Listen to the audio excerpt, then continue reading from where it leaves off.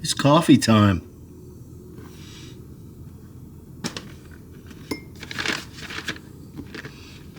Figure 8 from it's worth the drive on 35. This is the under pressure. It is a blend of Colombian and Brazilian beans, and it's one of my favorites. Sometimes I get just the all Colombian or the all Brazilian that they have, and start every morning with 1 cup. And as much as I try to keep it at 1 cup, that often does not happen. But you can put 16.5 grams of coffee, of beans in.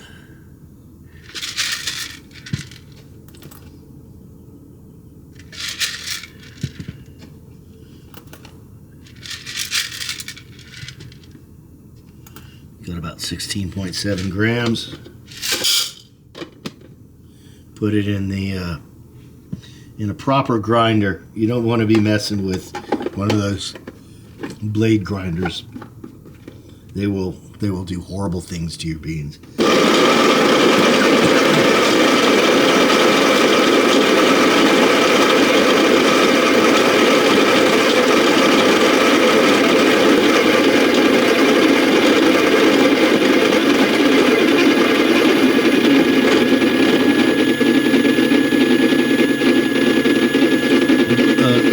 Grinder will grind your beans uniformly. You don't have to worry about leaving them in too long because it goes through, it funnels through, and once it's done being ground, it ends up in a little bin at the bottom of your grinder. So now we've got our 16.7 grams of beans. Put them in the Chemex, and then we've got the water heated up to 206 degrees. You don't want it hotter than that, or it will burn the coffee.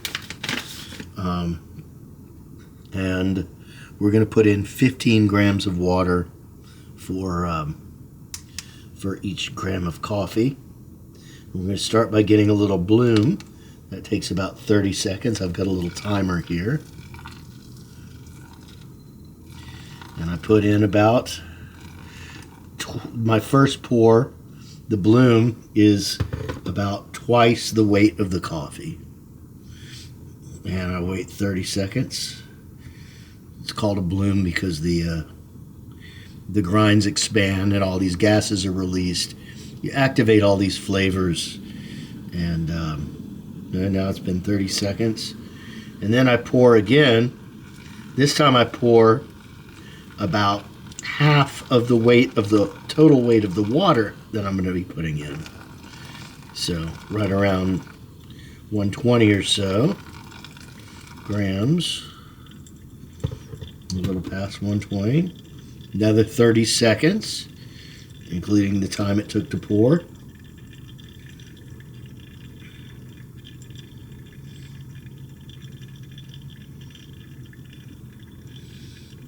I think I'm more addicted to the process than I am to the caffeine itself. And then the last pour over, that total of 15 grams of water per gram of coffee.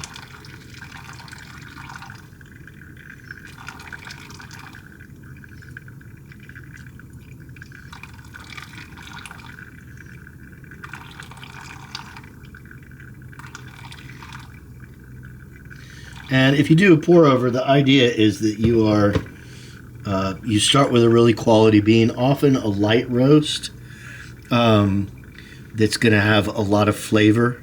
The more you roast the coffee, the more you're going to get the the kind of a burned flavor. So medium roasts and dark roasts are going to have more of a charred kind of flavor to them. And traditionally, a pour over is a light roast and no milk, no sugar, because it would immediately drown out the flavor profile of the coffee. Nonetheless, I just used a medium grind, and I do a pour over where I want some of that charred flavor, because I do like having my coffee with milk and sugar. But we're gonna let this drip, drip, drip, and just give it a taste. And I will save the milk and sugar for post video, because it does end up tasting quite good, just without any milk and sugar, even if it's a medium roast.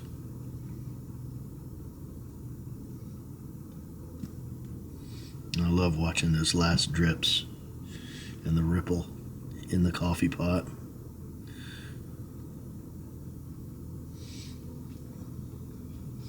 All part of the morning ritual. Dripping, dripping.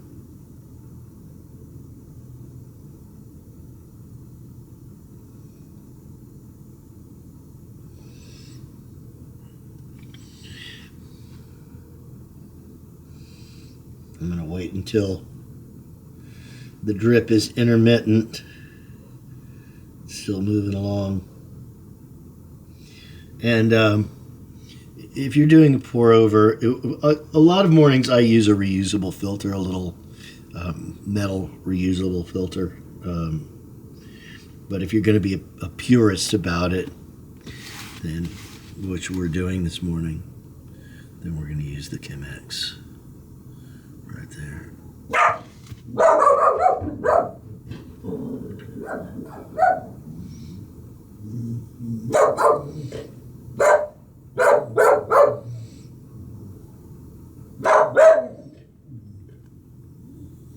All right, down to an intermittent drip. Set this aside. And I like to warm up my mug so that it retains the heat a little bit. So I'm going to put some hot water in here.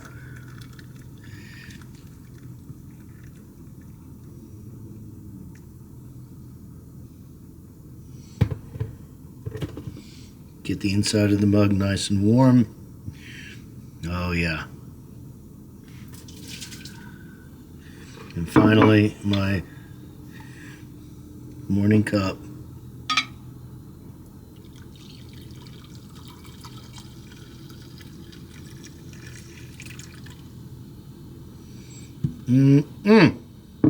I know it's going to be good. Let's give it a shot.